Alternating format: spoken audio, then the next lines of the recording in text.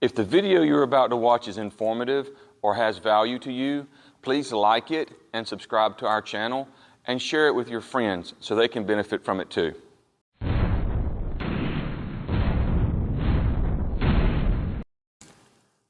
This is the second video in our series on using the Heelpalm as a self-defense strike. In the first video, we spoke about how to create the Heelpalm, how to strike in a straight line, and how to lean forward into your target. Today, I want to talk a little bit more about extending into your target and also how to strike in a close-up range. After you roll your shoulder in order to create power and rotate your body into your strike, at the end of the strike, to create maximum effect, what you're going to want to do is you're going to want to do the opposite of when you rolled it back. You want to push the shoulder forward. So roll forward. And what you're doing is you're using the shoulder muscles and the pectoral muscles to push through.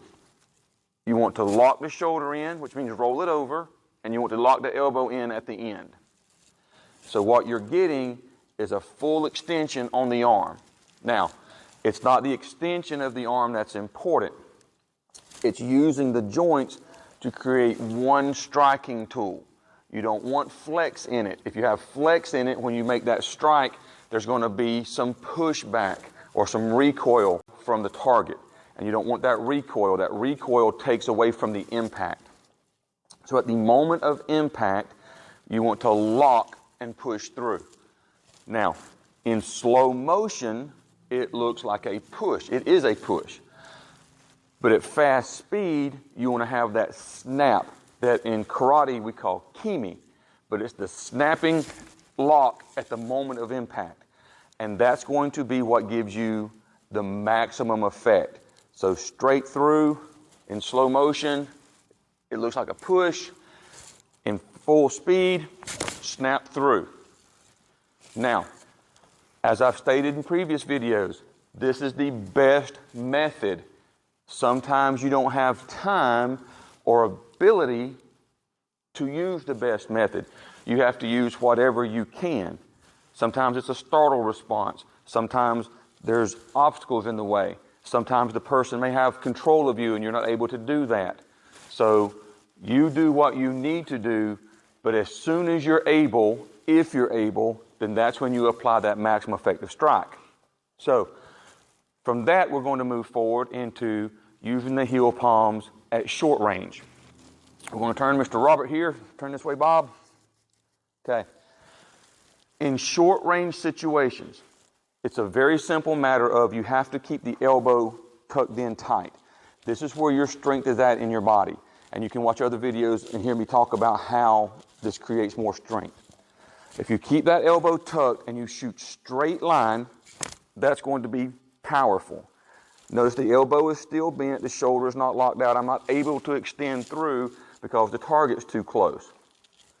Again, same demonstration, quick and hard. And what I'm doing is I'm hitting, turn the hand this way, and the palm is lying horizontally now instead of vertically like here.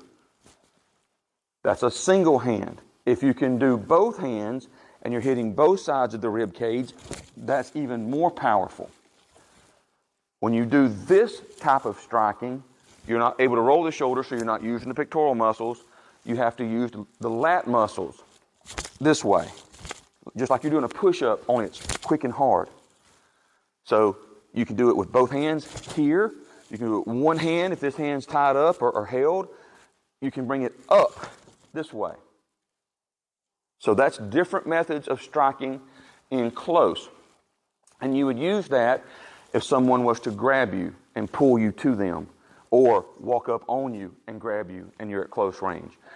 If they have you this way, if they're holding this way, then you can come outside the arms.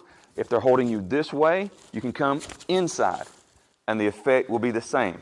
I will also restate something that has been stated several times. Never expect for one strike or two strikes or three strikes to be maximally effective. How many ever strikes it takes you to incapacitate that attacker or stun that attacker long enough for you to flee, That's how many you need to be prepared to do. And don't forget to train. If you don't train these techniques sufficiently, you're not going to become proficient at them.